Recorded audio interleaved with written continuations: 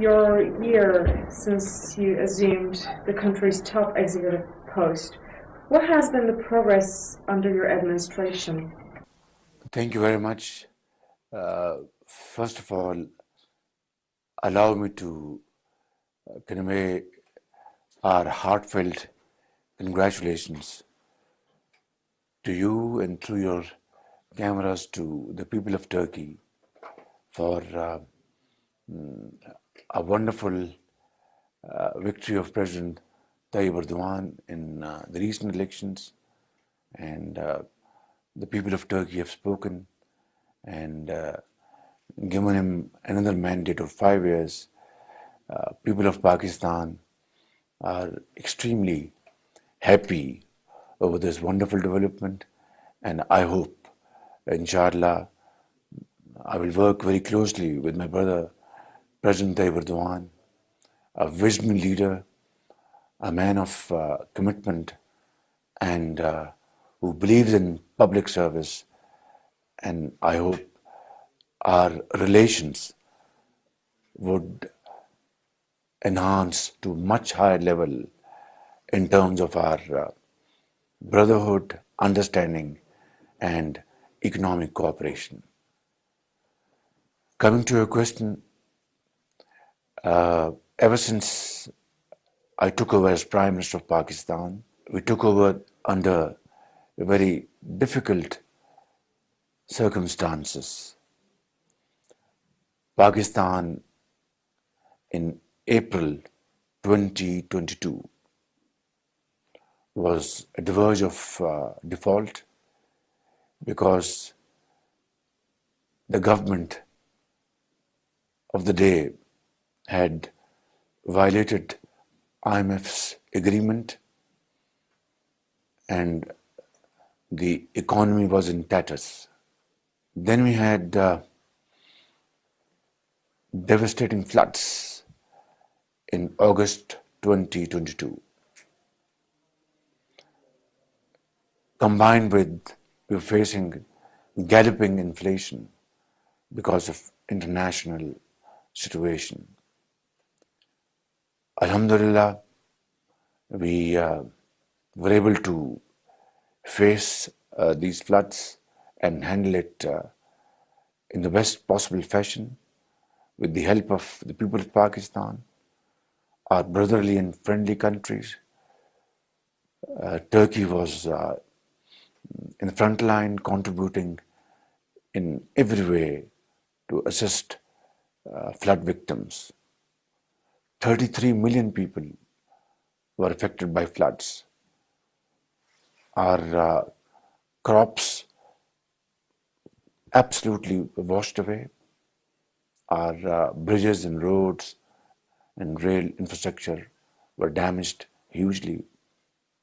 We're still suffering from those effects, but Alhamdulillah, we've been able to control it as best as we could. This year, we had bumper wheat crop. Previous year, we had to import wheat to the tune of billions of dollars. With the country facing foreign exchange difficulties, Alhamdulillah, this year, bumper wheat crop would save billions of dollars of Pakistan's scarce resources.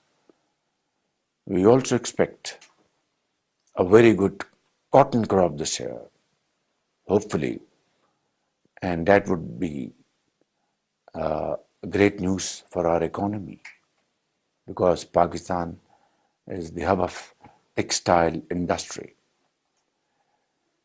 We were able to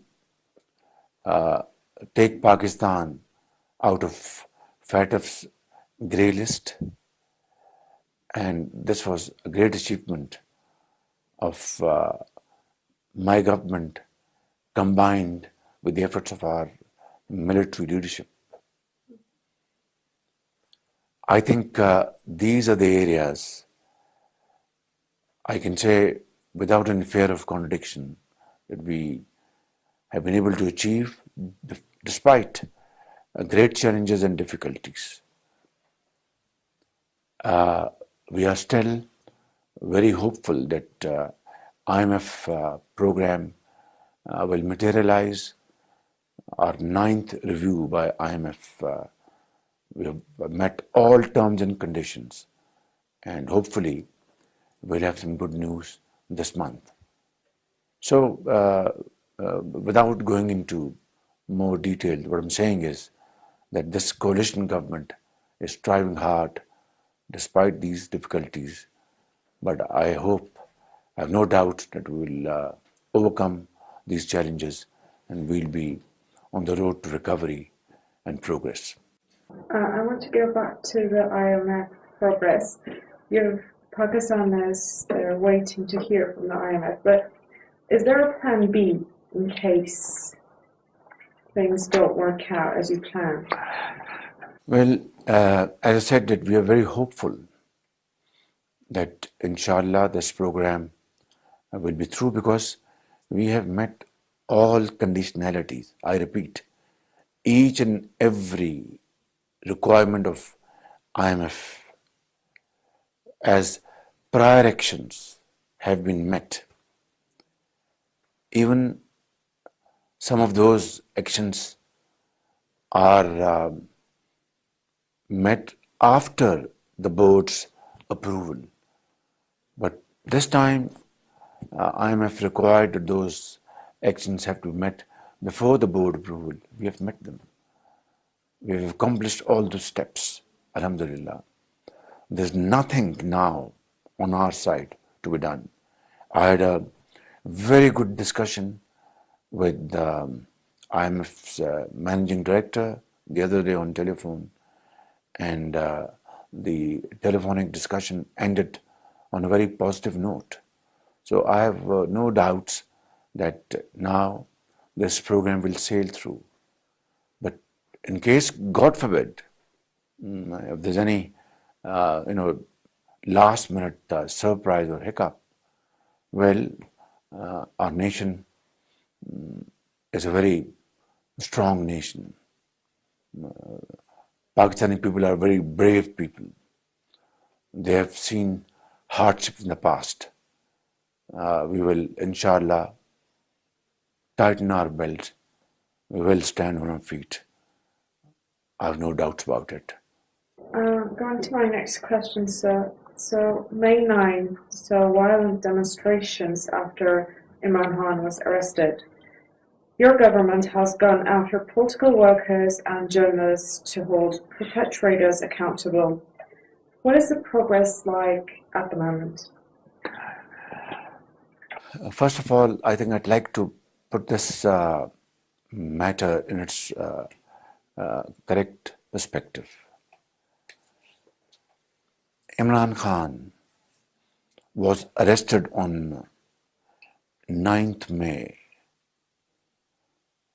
on no other charge except serious corruption charges of malpractice and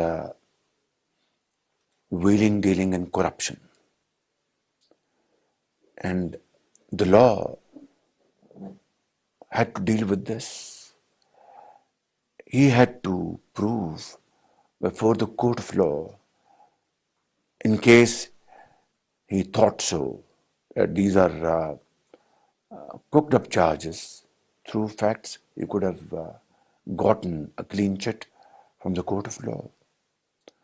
But the moment he was arrested, he, for a period of time, he had been preparing his people mentally, his bunch of thugs, I call it,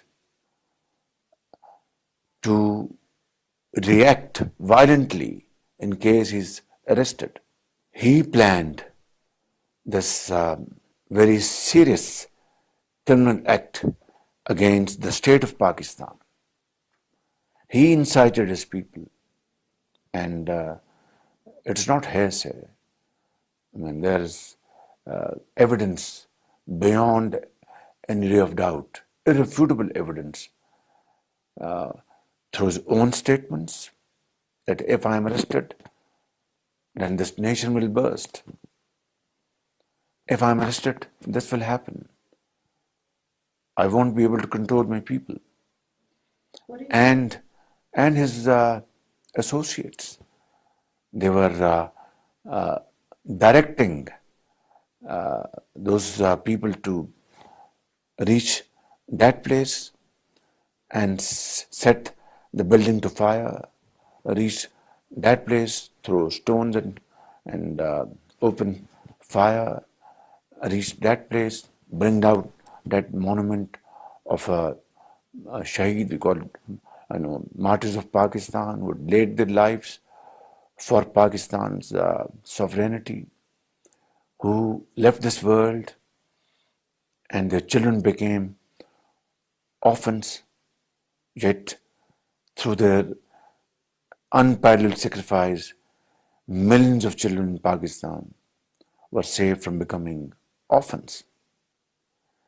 They left their this world and their wives became widows, but they, through their blood, ensured that thousands of wives do not become widows in Pakistan. That's the level of sacrifice our soldiers had given for Pakistan's well-being. And these thugs attacked those institutions, attacked their graves, brought down their monuments. So the law is now taking its own course. Those people who have attacked civilian installations will be tried under civilian law. And those people who have attacked military installations and desecrated those great institutions will be tried under the Military Act. And this act is in place since 1952.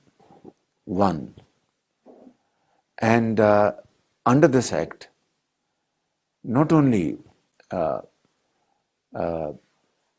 army people are tried, but even civilians who have direct or indirect connection with some criminal act. And under this act, once the judge under this act awards punishment, two appeals lie for the defendant. One in the High Court and then in the Supreme Court of Pakistan. Please tell me what's wrong with this.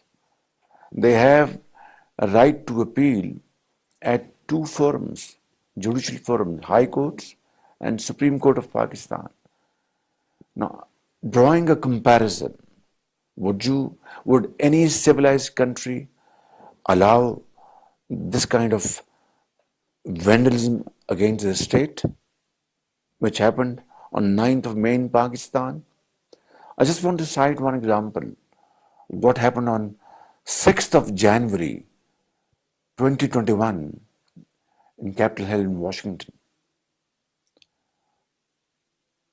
Aren't those perpetrators being tried and given severe punishment so that such a act never happens again in the history of United States? Similarly, under our law, we are trying to do justice so that this act never takes place in Pakistan for the rest of our life. This is the bottom line of this entire process. So please tell me what's wrong with that. I just want to add one thing more. During Imran Khan's 4 years of fascist rule, he had bunged in the entire opposition, on false allegations, including my brother, Prime Minister Nawaz Sharif, his daughter, my son, myself, the entire opposition, and he was focusing only on one thing: how to give severe punishment to opposition leaders. There were no violent protests. Nobody could even think of attacking any institution. Nobody even thought of, in his remotest imagination, to bring down monuments of martyrs. Nobody thought of going to their graves. So I think this is what must be understood and appreciated, that nothing untoward is being done, except the rule of law is being implemented. So your judiciary will bring justice after May 9, is what I understand. I hope so. The rule of law will prevail. So my last question is, Pakistan and Turkey share a quite good brotherly relations ever since. How are you progressing these relations and what are your targets in the future? I'm very hopeful that with this fresh mandate given to President Tayyip Erdogan by people of Turkey is a great opportunity